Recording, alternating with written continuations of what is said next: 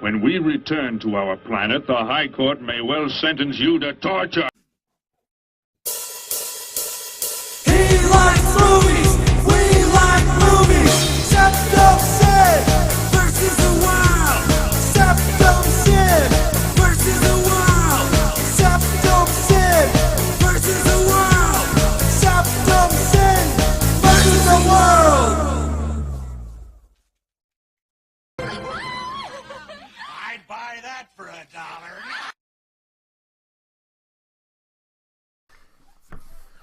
Well, it's been another long time since we've done a vlogcast. Yes, indeed. We're back up. We're back to rolling after this holiday season. I've done some cruising. I've done some Black Fridaying. I've done some turkey eating, and I'm tired. And but we're going to be doing a lot of that stuff, and we'll talk about every little thing and every little bit. Not as we every go. little thing, because there's a lot. But right No, now, there's too much. Let's sum up. but right now, of course, I'm working on a big project of my own, which is I'm reorganizing my collection. I'm trying to reorganize it into several parts, whereas I have Criterion, and I'm separating out the ones I have watched and the ones I have not watched. So Criterion, unwatched Criterion, then TV, unwatched TV, then anime, unwatched anime, mainly because I'm a part of an anime group and they keep saying, can I see the picture of your anime collection? I show them the picture of my collection. I say, no, the anime collection. It gets mixed in. They say, well, unmix it. So that's what I did. Unmix it now, dang. So that's what I've got going now. And then, of course, the last part, which is what I'm currently working on, are the movies and the unwatched movies. Well, I'm almost done with the movies. I'm down to T.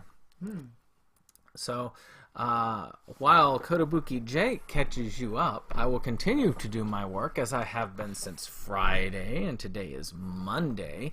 Though you're not going to be hearing this Monday, but hopefully by the time you do hear this, I will be done. I should hope so. Well, you got to keep in mind, I do have to work some days of the week. Work.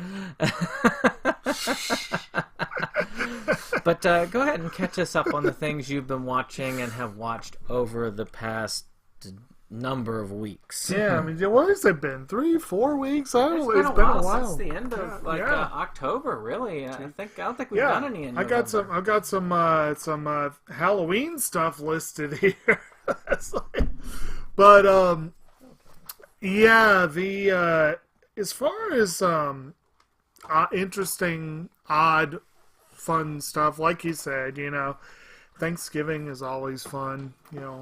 Well, unless you hate your family, which fortunately I don't mind. We did have the experience. Tune in to last week's Inside Movies Galore discussion of him putting forward a movie that most of them felt was beneath them, which is very interesting and disconcerting experience to see that happen. But at any rate, as far as viewing goes, and reading, I don't really know I think I've got my full list here, and I'm just going to name the highlights, I guess, because it's been so long on some of this stuff. I think I mentioned in one of our videos that I finished watching the NIS release, A Lull in the Sea, and it's a really good show. It's a really strange show. The basic gist of it is you have people living in a coastal community, and you have people living in a coastal undersea community, and the two communities are closely linked, and the undersea community functions almost entirely like the above water community, except that there's fish swimming around everywhere, and etc., little things like that. And they're able to go between the sea and the land through a protective magical covering called Anna. And Anna dries out after a while, and if you're on land for too long, you start to lose some of your aquatic ability, I guess you could say. And moving to the land is deeply, deeply frowned upon in this community. And balance is, it's starting to go out of balance. And by the end of the first season, weird stuff is going on with the weather and all this stuff. And there's a really interesting seasonal break there. They actually end with, mild spoiler, skip ahead a few minutes, not a few minutes, but about a minute. 2 hours. No. The first season ends with several characters hibernating for 5 years. And it picks up 5 years later. The second season starts 5 years later. And that was a really interesting, weird time jump. And it was it fit thematically very well, but something you don't see very often. So it gave an interesting opportunity to see some characters a little older and some not. And it threw off completely some of the dynamics between the characters. It was an interesting way they did it.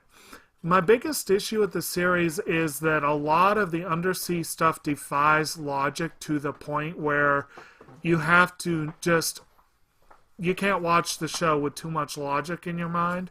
It's better to think of it as a fairy tale. And as a fairy tale, it works fine.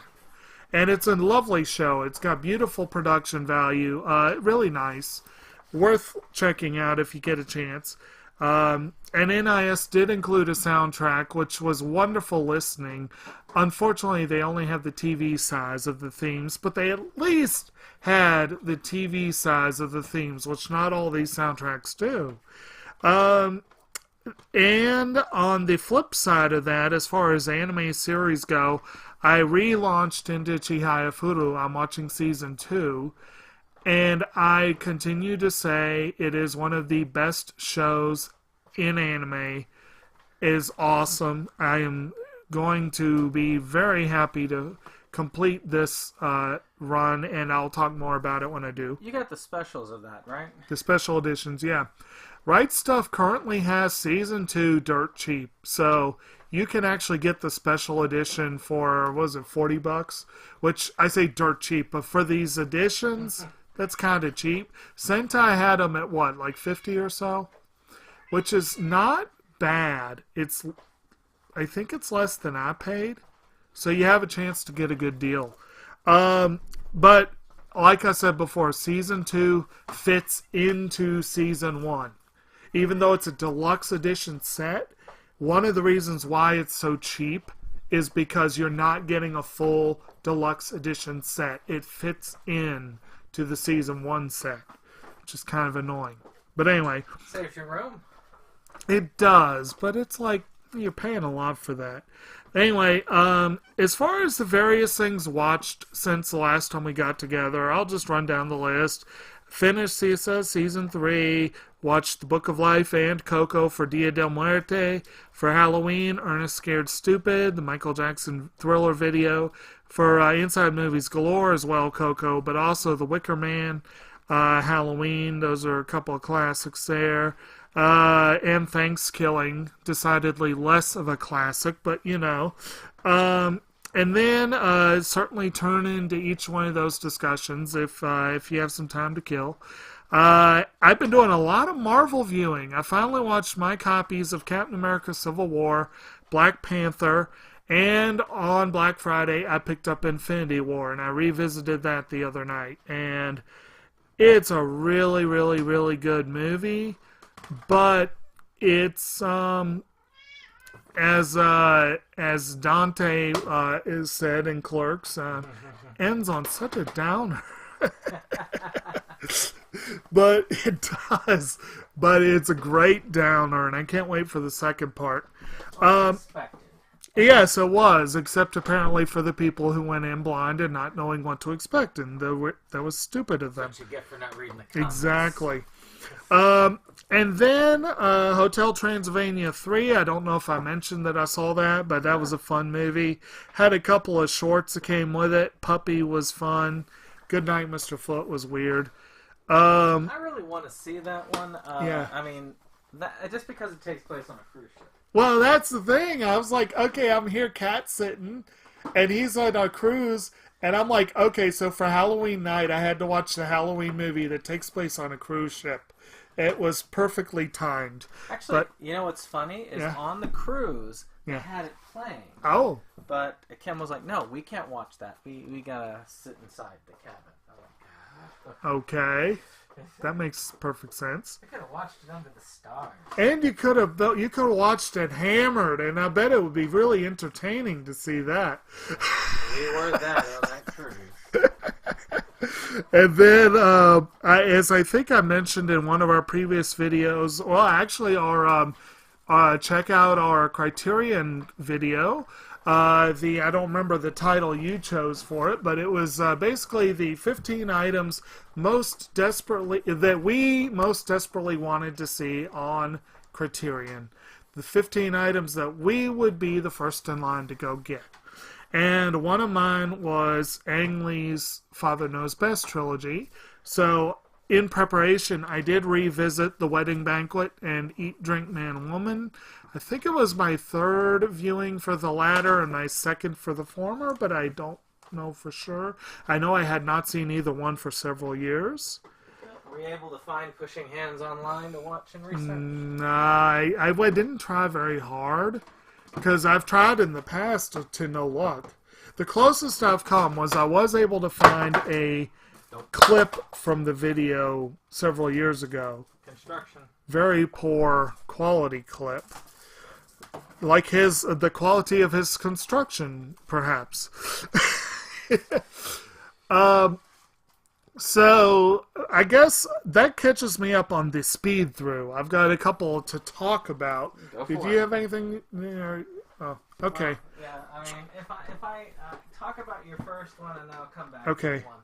So, speaking of Criterion, we did lead off in our discussion with a film that recently got a re-release that I had in the summer started my rough draft for this video, and I wanted to see The Princess Bride get a Criterion release, and lo and behold, they announced its release not long after I made my list. And in November, I got it, and I really wanted an opportunity to watch it on a whatever the hell, I can't even think of the name of the TV, the really good TV. 4K.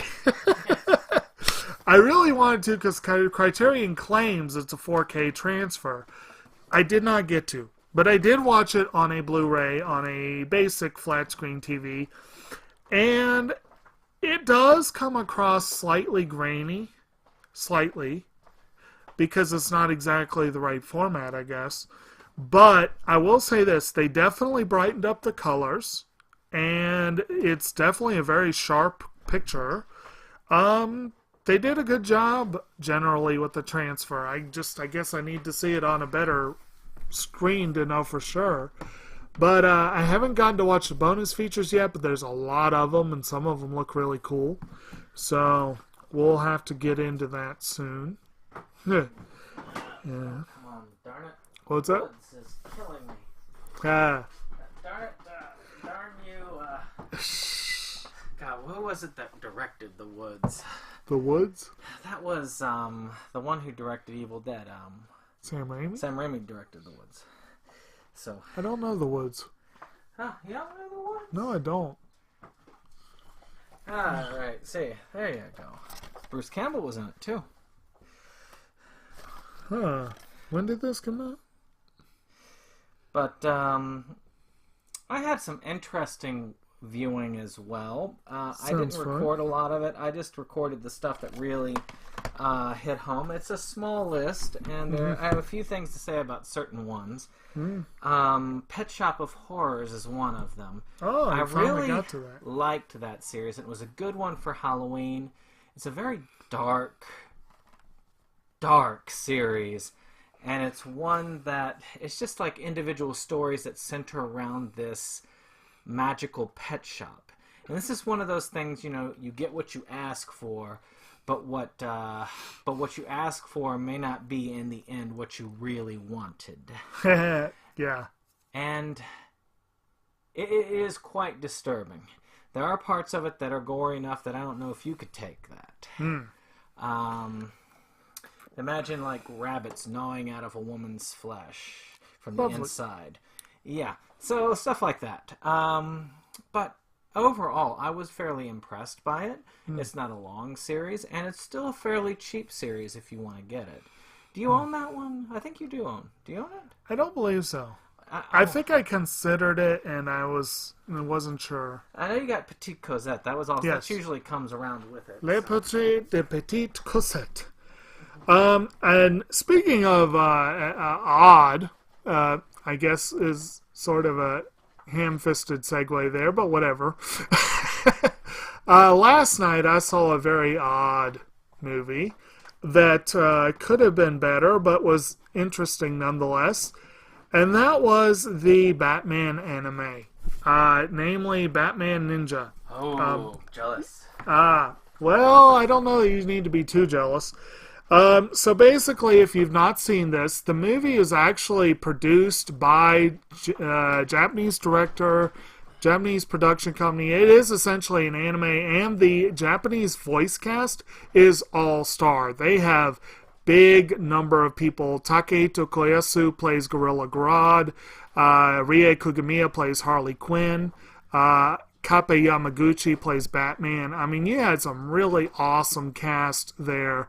The American cast, not quite so much. Fred Tatasciore, brilliant voice actor, does play Grodd and does a fine job with it. Tara Strong reprises her frequently done role of Harley. Poison Ivy also, but I'll get to that in a minute. I watched the American dub. I will be watching the Japanese dub soon.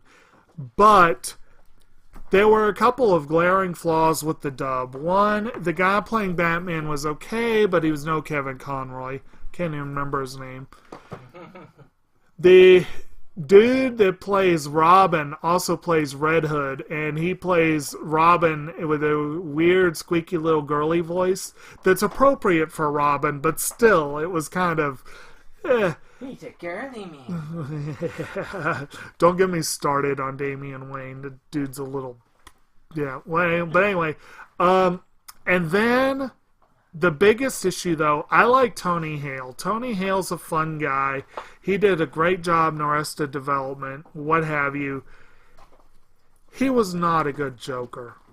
He had his moments, but he was not a good Joker. I know they probably had no shot in hell of getting Mark Hamill, but if they could have at least gotten, like, what's-his-face, John DiMaggio to come back and play him, that might have been a good role. Because he played him in Under the Red Hood, I believe, and a couple of the others. But anyway, the biggest issues that I had, there were issues with it. I will say the character style, the character art style, for the most part, was pretty awesome.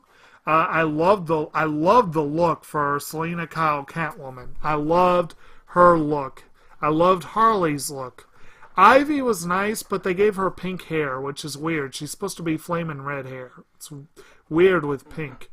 And Grodd had good character look. A couple of them had good character looks. I liked the feudal Japan version of Red Hood. It was weird. He looked like the Black Knight in Monty Python, but with red instead of black. Did they cut his arms off? No. But he wanted to do that with Joker, of course, because he's Red Hood. But the biggest issue with the visuals is that the whole damn thing was CG. Visually, it looked like a video game cutscene. Except for one extended montage where there was basically no animation, just basic woodblock art. And then it was followed by a weird sequence that was very... I won't tell you exactly what happened, but the animation was weak, and it was... But other than the animation, which was distracting at best, the biggest issue with the film is the basic... I like the symmetry of it, but logically it makes no sense. You got Batman, Joker. You got Catwoman, Harley Quinn. You got Red Hood, Penguin. You actually... I may not be getting... No, I think it was... Red Hood, Deathstroke. Red Robin, Penguin. Nightwing, Two-Face. Robin, Poison Ivy. Off to the side, the one behind everything, Gorilla Grodd. On the other side, or on both sides, randomly, you got Alfred and you got Bane. Basic story starts with Grodd is in Arkham. He sets off a time travel device, puts everyone in feudal Japan. So here's where the problem come in. First of all, why in the holy hell is Alfred there? Second, I buy that all four Robins would be working together with Batman and Catwoman happen to show up. But where the hell are all the villains? Arkham doesn't just have 5 villains. Or 7, I guess. They're sleeping. But where? When they're trying to send everyone home, they don't talk about the psychiatrist. They don't talk about the armed guards. They don't talk about the orderlies. They don't talk about the patients. It's just the people on screen. They're sleeping. And then the final thing is, why the hell is Deathstroke there? Blackgate, not Arkham. Because he's Deathstroke. Penguin's debatable, but Deathstroke? So I'm nitpicking there, but that's my basic gist. It was fun, and I do look forward to seeing it in Japanese. And they do have some really good bonus features on the disc, other than the original Japanese audio, but it's really disappointing. And Is that one of those that I know? Like for instance, Vampire Hunter D Bloodlust. They actually made it, and the original dub was in English. That they didn't get the Japanese dub until later. Matter of fact, when it debuted in theaters, Vampire Hunter D Bloodlust actually debuted in English in Japan with Japanese subtitles. I'm about 95% sure this was actually a Warner Brothers Japan production. So do you think it was the Japanese was first, or do you feel like... Again, they produced it in Japan. I don't know why they would have produced it in Japan with an all-star cast. But they did that with Vampire Hunter D Bloodlust, too. Did they? Yeah, so again, it's possible. It's possible. It would make no freaking sense, but it's possible. Yeah, well, but anyway, it doesn't always make sense. And then, if you got any more viewing, all I got left is reading. Well, yeah. Just a word of warning, Red Garden is not very scary. Okay. I'll sit down for a moment. Consider me warned. Red Garden was one I watched for Halloween because I've heard it's a horror series, and I've heard it's a decent enough horror series, and I was wrong. Red Garden is about a bunch of teenagers who apparently die and have some weird zombie thing done to them. Where they're zombies, but they're not zombies, and they're in some existential limbo bullshit. And they have to fight these people who go crazy and rabid, and there's something about tainted bloodlines and needless complication and odd things between relationships developing between the main characters. And that's pretty much Red Garden. And one thought there. I'll cover one more, and then you can go ahead and cover one of the books you read, because I have nothing on my red. So we'll just go back and forth with media. Black Books. I thought, I can't do that one with just sour taste and end it there. Black Books, awesome series. I was glad to revisit it. It is great, tongue-in-cheek British humor. It's about this guy who owns this bookshop called Black Books. He is an asshole, and he runs it like an asshole. And he hires some guy who's sort of a hippie type character. And the other person who owns a shop across the street comes across the street and has conversation. She's also involved. And this dysfunctional trio has various adventures in the bookshop and out of the bookshop through various means. So is this essentially a prequel or sequel to Fawlty Towers? I have not seen Fawlty Towers, but I do own it, so I must watch it eventually. Basil Fawlty is definitely an asshole. But you have to see this. You have to see it sometime in the future. This is my second time watching it, and I enjoyed it as much as I did the first. Good deal. Well, as far as my reading goes, I really don't have much to say in terms of quantity. I'm currently reading the new John Grisham book, The Reckoning, and it's pretty good so far. But the reason why there was very little quantity is because of the sheer volume of what I was reading. As you may recall from previous videos, I was reading Stephen King's It. I finally have completed It. So what did you think of the scene? The famed scene that everyone talks about. Do you think it should be included in the movie? I have my doubts about how integral to the plot it really was. He claims it is. But I also feel like it was misrepresented to me all this time, and it did not offend me as much as I had been led to believe it would. But it still is an odd scene. The book overall is quite well done.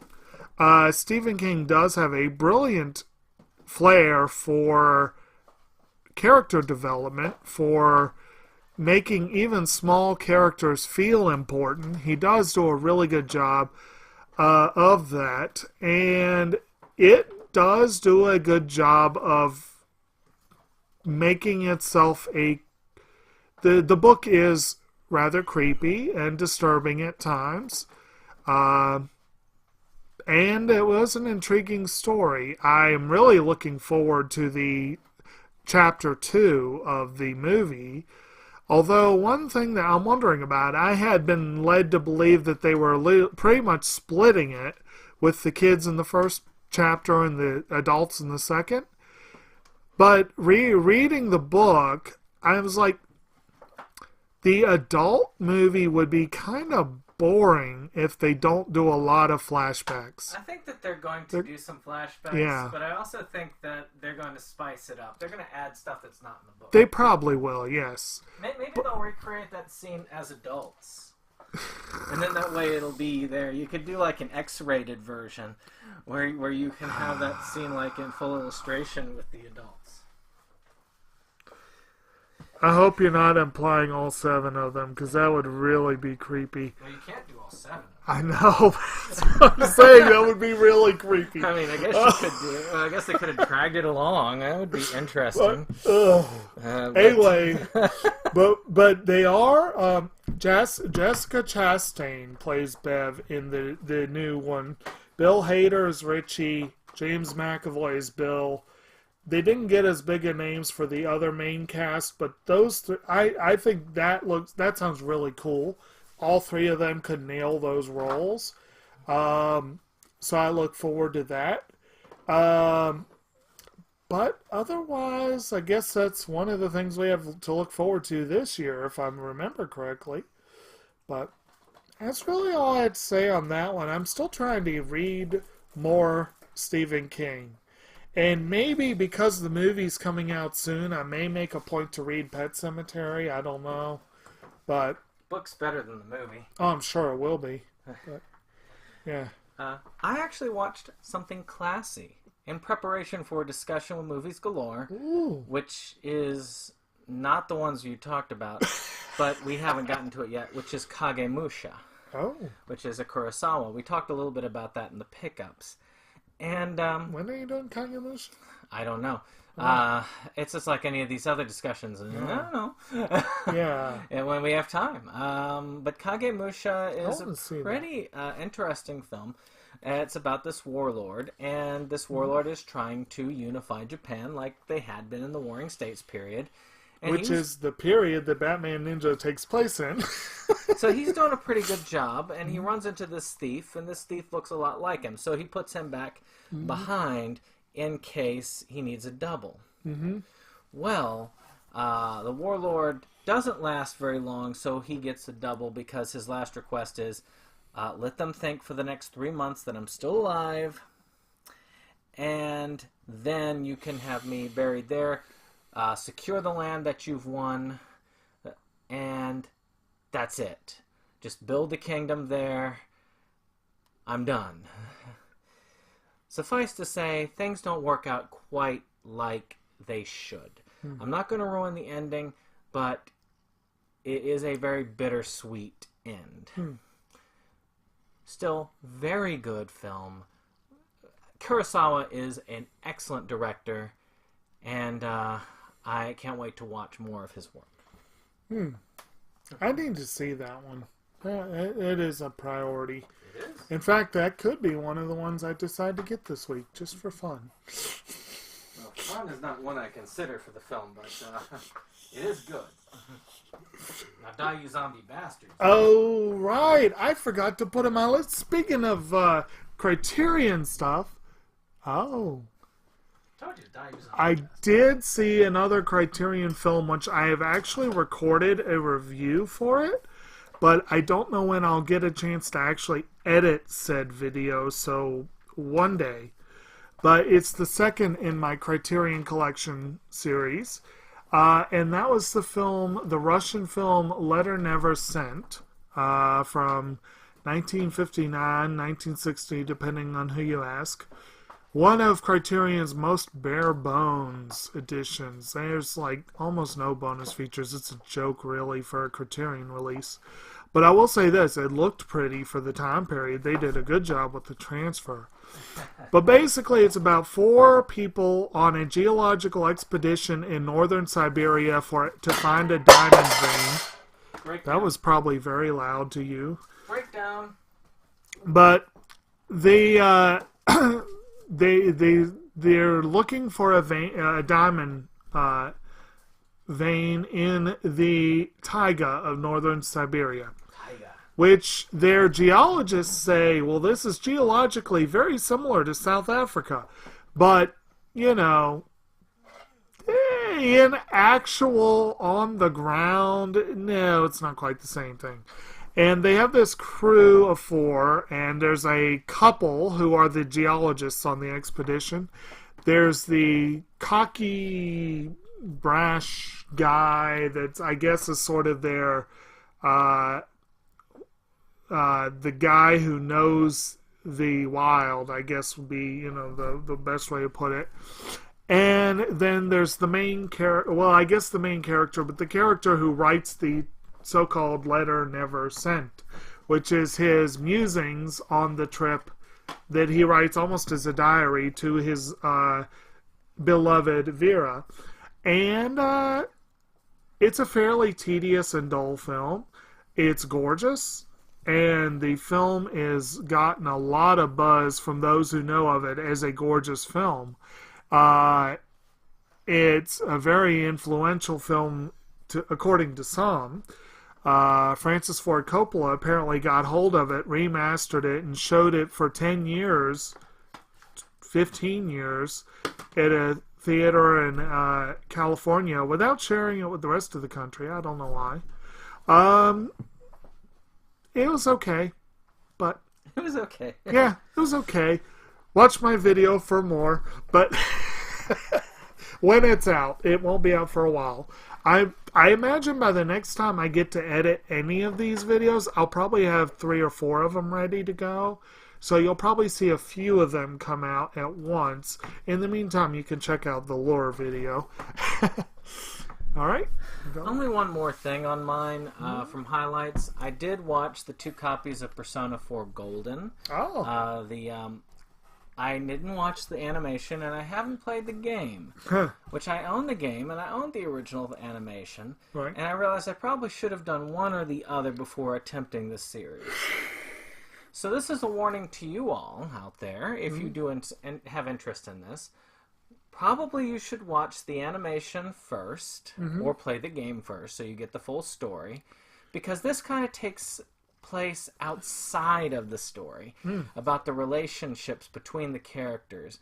I think it's a good companion piece to the full regular story. I could be wrong, and the animation could be crap.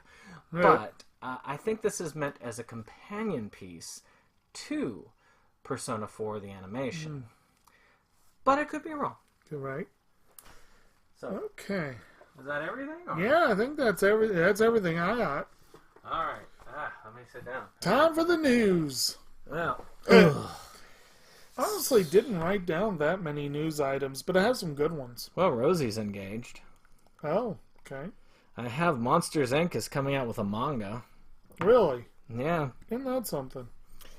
I have a few items, but you can go ahead and Well, one, just real quick, as a follow-up to one of my interesting ones, which I almost jumped ahead and said, back to Chihaya Furu, it has been greenlit for a third season. Oh. So I will have to buy a second premium set at some point down the road, but it will be worth it. Maybe they'll make it so that you can fit all of the premium sets inside that one. That'd be a giant set. No, I don't want them to do that. And they'll keep getting bigger boxes. That's just silly. What I could see them trying to do would be trying to include the all the cards from all the Karuta cards in the third season. Okay, go. But, it's been an interesting week couple of weeks for me. The reasons why, of course, I was on vacation. Enjoyed a luxurious 7-night cruise on the Anthem of the Seas from Royal Caribbean. We took a trip down to down to Cocoa Beach, then to their private island of Cocoa Cay, and then, of course, to Nassau, whereas we went right back up to New Jersey, which is far more miserable than those other places I mentioned. It was a wonderful time, filled with drink, dance, and song. I would put up some video of it, and we got plenty of it, but I don't know whether it'll go up on this channel or another channel, or go up at all. But we will see. All right. I did have another story or two, but I figure I'll also talk about Black Friday and Cyber Monday, as this has been the week. Yeah. There have been lots of deals, as per usual. I went around for my normal continuations. I have series that they go down to about $10 a season during Black Friday. I had to work this time to find certain ones at that price. When it comes to the Arrowverse, a couple of them were not on discount this time around. But if you looked, like there's one, like Legends of Tomorrow was supposed to be at Best Buy. But I looked at several Best Buys and there were no copies of it. And they told me they never bothered to order them. I didn't see any Arrowverse discounts at Best Buy. I did see some good TV discounts, but they were really inconsistent. Yeah. And when I do my pickups next week, I think I'll probably cover one of these. But there was one particular show where I was very annoyed because they had nice sale prices on seasons 1 and 2, but season 1 was on DVD and season 2 was on Blu-ray. And it was like, come on, really? Well, using various sources, Target, Amazon, eBay even. eBay had some standard sales. And I was able to complete my rounds. Nice. It's expensive, but it's nowhere near as expensive as it would be continuing those series under normal means. And thank goodness several of them are ending. Like Big Bang Theory. I only have to do this dance one more time. Because this is the last season for it. So bye-bye Big Bang. Unless I want to collect Young Sheldon. Yeah. Which I'm not sure I think I did find that on discount. It is. It was $10. I wasn't looking. I didn't get it, and I'm probably going to stay away from it. People say it's decent, and from what little I've seen of it, looks decent. I'm just trying not to start anything new. Right. I've got enough on my hands, thank you, with the Naruto Shippudens, and I'll probably have to start the Borutos, and then One Piece, which is, I guess, planning to go on for infinity, and it's just a lot. To infinity and beyond. All right, so and as far as the sales go, Sentai is running a kick-ass sale. It's deadly. It's hurt me quite a bit. Yes, of course. By the time this video goes up, there's probably going to be 2 or 3 days left on Barnes & Noble's Criterion sale, but that's definitely awesome. Right Stuff currently is running good prices. Traditionally, their awesome prices kick in December. So we'll see. We'll see how that goes. Shout Factory has a small sale. It's nothing too impressive yet. Really small. Yeah. So there's some stuff going on. And Amazon had some good stuff too, but I couldn't find too much jumping out at me. I'm trying to keep my eyes open. So I guess as far as news goes, or back to the news, I guess, of other stuff. So what about that Lion King trailer, huh? Did you see that? Sorry, I went back to put up my Criterions. Yeah, well, baby Simba was cute. Yeah. So I'm watching the Lion King trailer, and I'm thinking they sat Jon Favreau down and said, people really like the slightly different take that we did with our live-action Cinderella. They really liked what you did with Jungle Book. I mean, you took that and made it your own, and we loved it, and everyone else loved it. And then, when we did a slavishly faithful Beauty and the Beast, people were like, eh. So you know what? We're going to ask you to do that. Because I'm serious. I watched that trailer and I'm like, every single shot I just saw was in the movie. Every shot. And I'm like, if Jon Favreau is the kind of person who could pull it off and make it awesome, but yeah, they look like they were trying really, really, really, really, really hard to recreate the movie in live action. But is it really live action? It looks more like just CG. Well, I mean, it was really good CG. I'll give it that. Oh, it's good CG, Yeah. but is it really live action when you're using it pretty much all CG? Yeah, it's going to be debatable whether this is a live action movie. I mean, are there actual real animals going to be in there? Well, I'm sure there are. I don't think they're CGifying everything. No animals were tortured in the making of this film. Exactly. Only Yet. computers. Your turn. But there is something else I heard, and I wrote this down so long ago. But they have come out with an 8K TV. Oh, dear. So you've heard of 4K. 4K is finally starting to come down, so I guess we now need to move to 8K. They've talked about the new generation of gaming systems and all that fun stuff, and so they're saying, well, most of them should be able to run 8K by the end. So, but to me, I'm thinking to myself, how far up do you get before the human eye cannot see it? Right now, 4K, if you're beyond a certain age group, you cannot see the difference in 4K. So how darn grainy are our videos going to be on that TV? Oh God. But I can't imagine. I mean, right now it's way beyond. It's just like experimental right now. But you talk about like pricey. Yeah. I can't imagine 8K. 8K. Jeez. I'll admit there's some things I'd want to see in 8K. Some of those nature documentaries, but most they look grainy. They probably would if you go too far.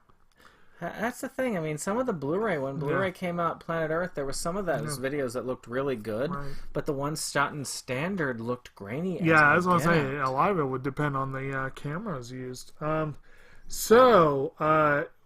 Minor news, but kind of fun, but kind of frustrating as all freaking hell. Section 23 is once again releasing Kino no Tabi. But this time on Blu-ray. But without the freaking OVAs. Come on, Sentai. That We one's want got- those OVAs. That's gonna be a record somewhere of like number of just straight out releases. But I will give them this. This is the first American Blu-ray release. But there's no need for me to upgrade to Blu-ray just because. I've got to get it because there's a reason to get it. If you put those OVAs, I have a reason to get it. But anyway. Oh, don't expect them to call it to have any sense. I mean, really. Something interesting in the world of digital. Of course, as we all know, companies are working their darndest to get rid of physical media. And there are reasons for that. One, it doesn't take as much to produce. So environmentally, I better watch out because Captain Streaming might come after us.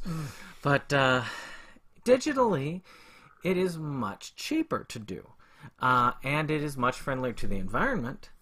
But at the same time, they have one other advantage. A studio can take it back at any time they want. Yeah. So if they want, like, let's say, Disney was known to do this as a regular practice. They've stopped doing it, at least to my knowledge, is they would let you buy their Christmas stuff, and then around Christmas time, they would pull them all right before, in November. So you'd have to rebuy them every year. So, of course, me, I've got a physical copy. So, why am I bringing this up again? That's a good question, right? Okay, so they are releasing an Xbox One, a special Xbox One with no disk drive. It's a plain, low-quality Xbox, which I am sad about because you'd think they'd just go ahead and do the high-quality Xbox. But they are releasing it without a disk drive. It is 100% digital. And there are rumors that they are going to start a buyback program to where you can take your physical copies, you can turn them in, and they will give you a digital download code. Now, the price point is going to be about $100 lower than your standard Xbox One. But at the same time, I can't help but think that this is a way of testing the waters to see if this is the time. When they originally came out with Xbox One, they were going to go that way, but they realized very quickly public opinion was very much turned against them. Now, they're testing the waters again because the newer generations are much more prone to like digital and streaming. I have many people who are in that younger demographic, not millennials. Millennials are too old for this. The one under the millennials. We're getting too old for this. But they're saying to me, it's like, well, streaming's easy. There's always going to be internet available, so what's the problem? It's like, they don't know. Apparently they've not been in my household where the internet goes out ever so often. Yeah. But this is a sad thing. At least to me it is. Yes, it is. It is. But you can see where this is a start. That they're trying to do this so that when they release their new system, they can test the waters and see whether they might release a discless Xbox 2, or they may release a discless Xbox 2 and a disc Xbox 2, but the one with the disc is going to be like $100, $200 more expensive in order to try and get more and more people off of the physical media and onto the digital. Yeah. Stupid. Speaking of digital, speaking though of physical media, very exciting, well, not unexpected, but definitely exciting news that I'm sure you are very excited about when you heard about it.